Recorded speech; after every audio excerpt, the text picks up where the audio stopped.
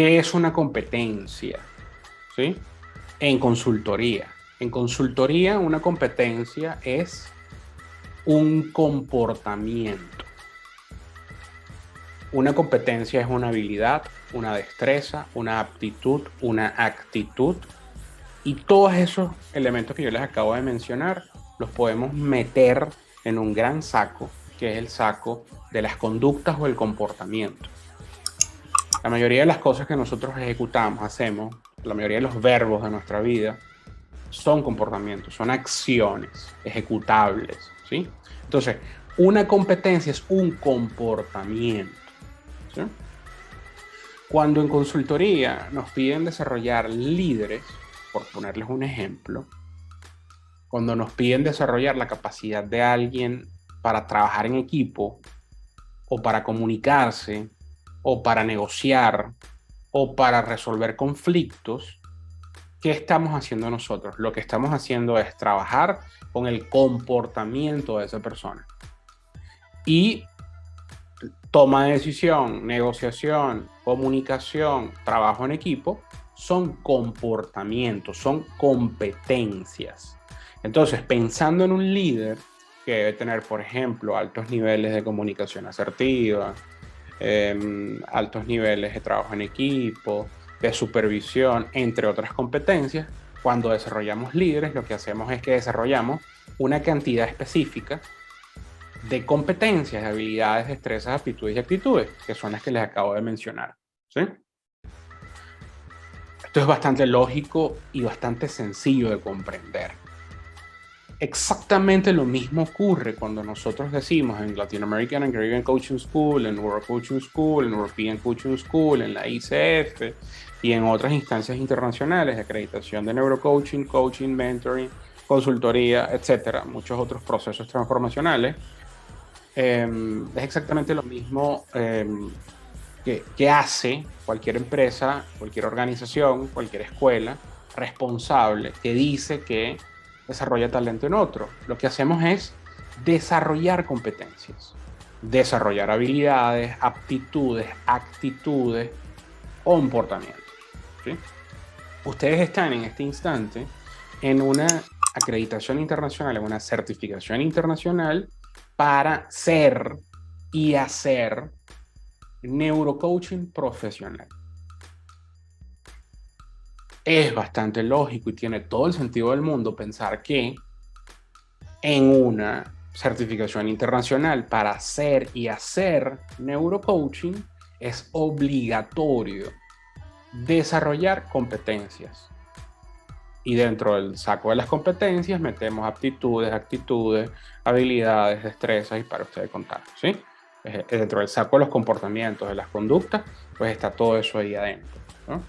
Entonces, en otras palabras, para ser y para hacer neurocoaching, ustedes deben desarrollar al menos 5 conductas claves, 5 conductas estratégicas, 5 conductas, comportamientos, competencias medulares. Son 5 comportamientos que les van a garantizar a ustedes y a sus clientes la consecución de resultados extraordinarios. ¿De acuerdo? En otro espacio vamos a hablar de las 5 herramientas que no son equivalentes las herramientas de las competencias. Primero desarrollamos competencias y luego vamos a desarrollar herramientas. Algo que suele ocurrir es que se genera un poco de confusión entre competencias y herramientas, ¿sí? No pasa nada, eso lo vamos a atender en su debido momento. Por lo pronto nos mantenemos 100% en el terreno de las competencias claves. ¿Cuáles son esas 5 competencias claves? Las voy a mencionar sin que exista jerarquía alguna, ni orden cronológico alguno, ¿sí? Las voy a mencionar en función de lo que yo considero, pues, que pudiese tener sentido en este momento de su formación, ¿sí? No hay una cronología de por medio, ¿sí? Ustedes van a ver en el corto plazo que se interrelacionan, no son islas, ¿sí? No va a haber un orden porque todos van a estar como en medio de un mix, un cóctel de competencias y comportamientos, ¿sí? La primera de ellas es el rapport. Deben haber escuchado el término rapport. Algunos de ustedes son psicólogos, deben haber escuchado el término. No es un término que para todos es ajeno. Para algunos es un término familiar. Elemento importante a la hora de definir competencias para nosotros, como consultores y como neurocoaches, elemento importante o palabra clave dentro de la definición de competencias siempre va a estar capacidad, porque las competencias son capacidades a desarrollar. Todos ustedes cuentan ya con la capacidad, todos son capaces de. Nuestro reto es desarrollar esas capacidades a su máxima expresión. Entonces, primera competencia que vamos a ver, a revisar el día de hoy, es el rapport. ¿Qué cosa es el rapport? ¿De qué va el rapport? ¿Cómo pudiésemos definir rapport? Hoy vamos a comenzar con una definición bastante teórica de rapport y vamos a comenzar a verlo también hoy en la práctica, ¿sí?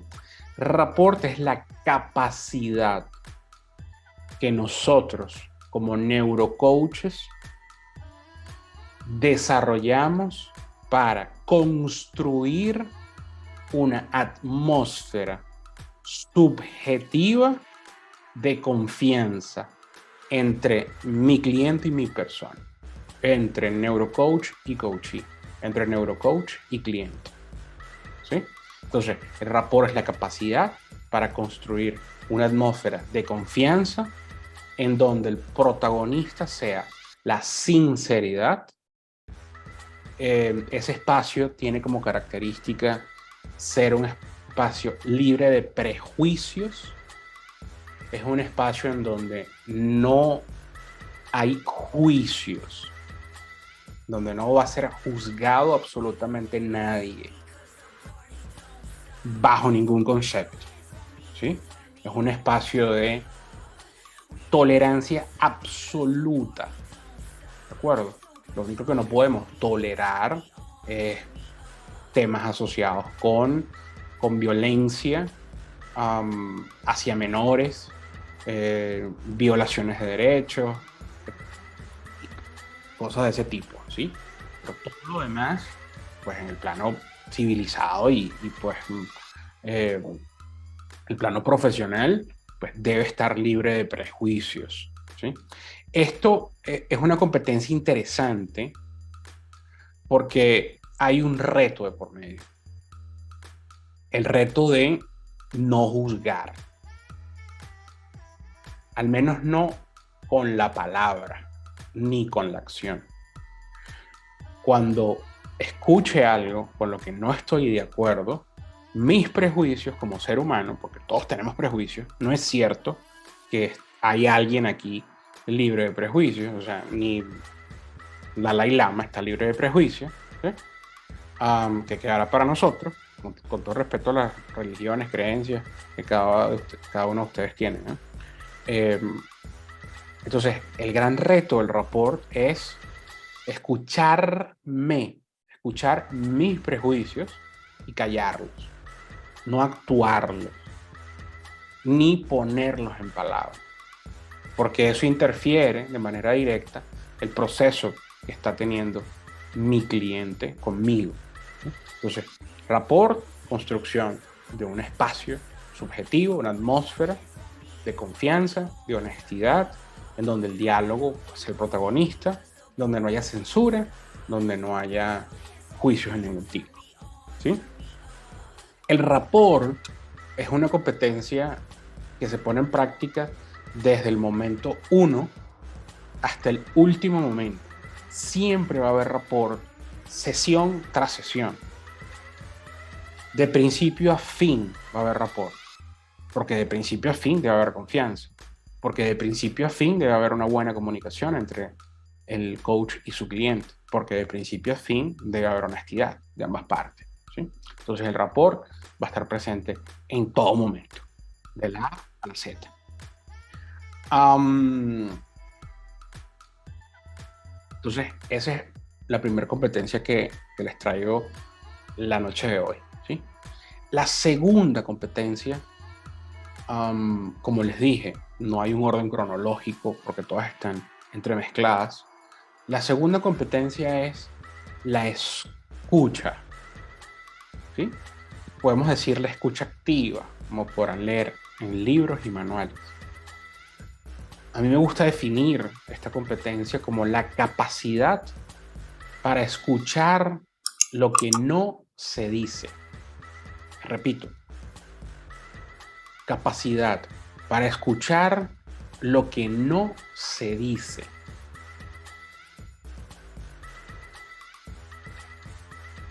acuerdo? También escuchar lo que me dicen, ¿sí? También escuchar lo que está puesto en palabras. También escuchar lenguaje no verbal o corporal de mi cliente, ¿sí? No es excluyente una cosa de la otra. Pero lo más importante cuando hablamos de escucha activa es entender que es la capacidad de escuchar lo que no me están diciendo, ¿sí? Y la gran pregunta es, a ver, ¿de qué va esto de escuchar lo que no me dicen? Porque cuando mi cerebro procesa escuchar, pues de manera casi automática, lo asocio con el sentido de la escucha, con el oído, ¿no? De manera casi automática. Es un juego de palabras. La escucha activa, esto no lo van a ver en los manuales, no lo van a leer en los manuales, pero desde mi punto de vista, y podemos conversar al respecto en la ronda de preguntas y respuestas, desde mi punto de vista, la escucha activa es hermana de la observación, porque aunque la competencia se denomina escucha activa, no hace referencia exclusivamente al sentido del oído. La escucha activa hace referencia a la capacidad de integración de todos los estímulos que mis sentidos perciben, ¿sí? Y aunque habemos algunos caballeros acá que no somos tan intuitivos como nos gustaría, muchas veces la escucha activa coquetea un poco con la intuición, como con eso de me huele a que algo pues está pasando por aquí que quizás no está puesto en palabras, ¿no? Este es el elemento intuitivo que es mucho más propio de lo femenino, porque pues evidentemente las mujeres son superiores a nosotros y yo creo que sí, yo no creo en la equidad y en la igualdad, no, yo creo que son superiores por mucho a nosotros, por eso nos han dado la vida. Entonces, otro ejemplo más es el tema de la intuición, ¿sí? Yo rechacé por muchísimo tiempo el tema intuitivo y en la práctica con colegas, con partners, me di cuenta que tenía un gran valor, ¿sí? Que quizás eso desconocido y eso que no pongo en palabras ni en números a los hombres nos genera un poco de ruido, pero tiene mucho valor y mucho sentido en procesos de transformación como el neurocoaching, ¿sí? Lo vamos a ver en la práctica en un momento. Lo más interesante de la escucha activa es que está directamente asociada con otra competencia, que es la capacidad por formular preguntas abiertas. Son las famosas que a mí no me gustan. De hecho, cada vez hablamos menos de ellas, pero comercialmente se conocen como preguntas poderosas. Entonces, todas esas, todos esos elementos que generan un poquito de ruido en el rapport por mis prejuicios, todos esos aspectos intuitivos que también generan un poco de ruido en la fase del despliegue, de la escucha, todo eso yo lo voy a transformar en preguntas. Y esas preguntas deben ser preguntas abiertas.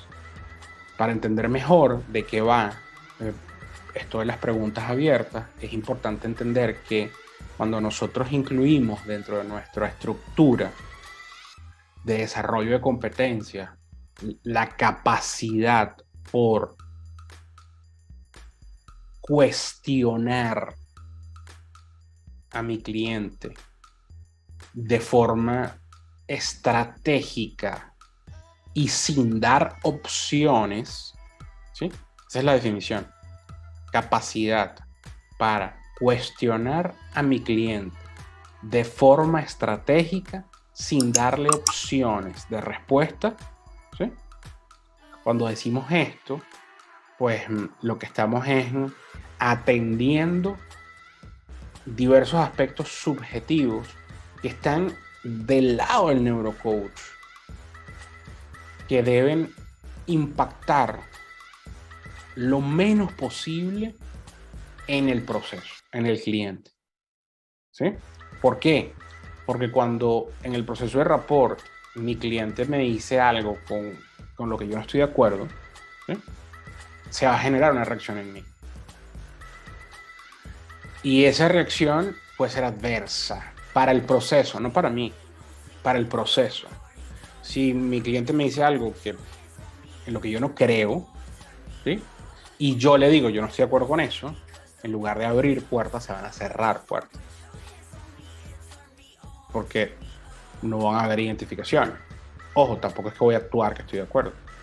De eso, por ahí no va tampoco. Lo vamos a ver en la práctica.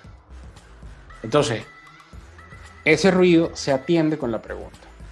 Cuando escucho algo, alguna opinión de mi cliente, que también, con la que tampoco estoy de acuerdo, que también genera ruido, tengo que morderme la lengua, utilizar solo la escucha, solo la observación, y transformar eso que generó ruido en pregunta. Lo interesante es que la pregunta sí o sí tiene que ser abierta. Una pregunta abierta es una pregunta que no tiene opciones de respuesta, en donde pues la respuesta, digamos, es de desarrollo. Todos pasamos por acá seguramente por la secundaria y habían exámenes de desarrollo, ¿sí? En donde uno tenía que pues escribir lo que pensaba sobre alguna idea, sobre alguna premisa, ¿no? Habían exámenes de selección simple en donde nos decían A, B, C o D, y habían exámenes de verdadero falso, donde había dicotomía, sí o no, blanco o negro, habían solo dos opciones, ¿no? Las preguntas que hacemos en neurocoaching son preguntas de desarrollo. El 95% de las preguntas son preguntas de desarrollo, no son preguntas de selección simple, no son preguntas de verdadero y falso, ¿sí? Son preguntas de desarrollo. Van a ver en el corto plazo que formular preguntas de desarrollo en el mundo en el que vivimos, en donde todos tenemos una respuesta, mucho antes que nos hagan la pregunta ya tenemos la respuesta, ¿sí? Supone pues un reto significativo para la mayoría, incluyéndome, yo soy el primero, ¿sí? Entonces tenemos ya 3 competencias definidas: competencia de rapport, escucha y preguntas. Quedan 2 competencias adicionales, son 5. Recuerden que nuestras manos nos van a decir todo. 5 herramientas, 5 competencias. 5 competencias, 5 herramientas, 5 y 5. ¿Sí? Entonces yo voy a tener mi proceso de neurocoaching y el hecho de ser y hacer neurocoaching en las 2 manos. En una mano las 5 competencias y en otra mano las 5 herramientas. ¿Sí? Me faltan 2 dedos. Esos 2 dedos, uno es gestión de creencias, es otra de las competencias nuestras. Y la gestión de creencias es nada más y nada menos, es la capacidad para manejar de forma efectiva y eficiente las construcciones subjetivas de mi cliente. Eso se la trae, aquí se pone interesante el asunto. Por eso vamos a tener varias clases de gestión de creencias. Es la competencia más compleja de desarrollar. Entonces, gestión de creencias es la capacidad para manejar de forma efectiva y eficiente las construcciones subjetivas de mi cliente. ¿Mm? ¿Qué es una construcción subjetiva? Una construcción subjetiva es una manera que tenemos los seres humanos, una forma que tenemos los seres humanos para interpretar nuestro entorno, para interpretar la realidad que cada uno de nosotros tiene. Las construcciones subjetivas surgen a partir de adopciones, ¿sí? Nosotros adoptamos constructos, adoptamos dioses, adoptamos aspectos culturales, adoptamos mañas, adoptamos un cúmulo de constructos que nos preceden, nos anteceden, ¿sí? Entonces, las creencias son construcciones subjetivas. ¿Dónde está aquí lo complejo? Y no se preocupen por esto no lo vamos a profundizar el día de hoy. Vamos a tener varias clases de gestión de creencias porque la gestión de creencias responde a un proceso que también tiene 6 fases, ¿no? Es una competencia y es un proceso al mismo tiempo. Entonces, tiene su complejidad. ¿Dónde está lo interesante y por qué en neurocoaching gestionamos creencias? Gestionamos creencias porque nuestras creencias determinan nuestro comportamiento y no somos conscientes de eso. ¿Por qué? Porque no somos capaces de cuestionarlas. Como la mayoría de nuestras creencias son inconscientes, no somos capaces de cuestionarlas. Es sencillo, por ello les compartí un workshop que lanzamos por YouTube. Yo les decía que había una frase bastante ilustrativa, el tema de las creencias de Henry Ford. Y dice Henry Ford, si crees que puedes lograrlo, estás en lo cierto, y si crees que no puedes lograrlo, también estás en lo cierto. Entonces, es una frase bien interesante. Henry Ford no era especialista en creencias. Es una frase bien interesante porque hace referencia a una de las fases del proceso de gestión de creencias. Y aunque parezca un poco tonta la frase, pues tiene pues una verdad bien interesante y una digna de reflexionar esta frase, ¿no? Lógicamente, si nosotros creemos que pues le tenemos miedo a las alturas, ¿sí? Porque eso es una creencia, puede ser pues un miedo, puede ser una fobia, puede ser lo que ustedes quieran, pero debajo de eso hay una creencia. Si le tenemos miedo a las alturas, es poco probable que nos lancemos un paracaídas. Si le tenemos miedo a los aviones, por el motivo que sea, justificado o no justificado, pues es poco probable que conozcamos Europa, porque el viaje es bastante largo, ¿sí? Si creemos que pues no somos buenos con temas numéricos, poco probable que resolvamos un sudoku básico, ¿sí? Y como eso puedo darle muchísimos ejemplos, ¿no? Lo interesante de las creencias es que no siempre están sustentadas en hechos que nos pertenecen, es decir, no siempre están asociadas con aspectos vividos por nosotros. En algunos casos, de hecho, muchas veces el sustento de la creencia es ajena a nosotros, ¿no? ¿Qué tiene que ver esto con neurocoaching? Pues tiene que ver con neurocoaching porque determina nuestro comportamiento mucho más de lo que nosotros pensamos en este momento. Y ustedes van a ver que hay mucho de gestión de creencias en el planteamiento del objetivo, ¿sí? No se preocupen con esta definición porque vamos a profundizarla. De hecho, es la creencia que es la creencia, es la competencia que más trabajamos por ser la más compleja y la más la de mayor impacto en todos los procesos de cambio conductual, ¿sí? De nuestros clientes y también de nosotros mismos. Quinta y última, no podía faltar planificación y supervisión. Es muy importante entender la competencia, planificación y supervisión, o planificar, supervisar, como la capacidad para hacer seguimiento efectivo de todos los compromisos y acuerdos a los que llegue con el cliente y a los que el cliente llegue conmigo. en determinado momento del proceso de neurocoaching, en determinado momento del proceso de acompañamiento estratégico, nuestro rol va a ser meramente supervisorio. Comenzamos como acompañantes y luego nos transformamos en supervisores. ¿Supervisamos qué cosa?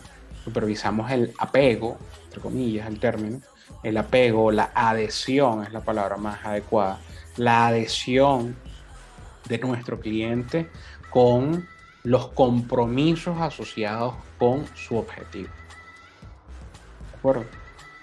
Entonces, planificación y supervisión, pues es la capacidad de hacer seguimiento a los acuerdos a los que llegamos, coach-coachee, coachee-coach, y también tiene que ver con la capacidad por segmentar un objetivo general en varios objetivos específicos e incluir dentro de esos objetivos específicos tareas generales específicas, ¿sí? Y recursos necesarios para llevar a cabo esas tareas. Y también la frecuencia de ocurrencia de cada una de esas tareas. Entonces, ustedes van a ver, más adelante también se le van a dedicar varias clases a esta competencia. Ustedes van a ver que no es otra cosa que la capacidad por implementar, diseñar e implementar una herramienta denominada plan de acción. ¿Qué es una planificación? Una planificación, mapa de ruta que va a seguir el cliente para alcanzar su objetivo. Estas son las 5 grandes competencias claves que todo neurocoach debe desarrollar a su máxima expresión. Rapport, número 1. Número 2, escucha activa.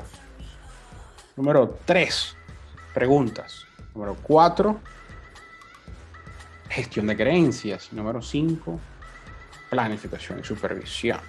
¿Sí? 5 competencias claves. Ahora bien, dicho esto que tiene que ver con lo teórico y que quizás palabras más, palabras menos pueden encontrar en casi cualquier lado, yo voy a poner una pausa en la grabación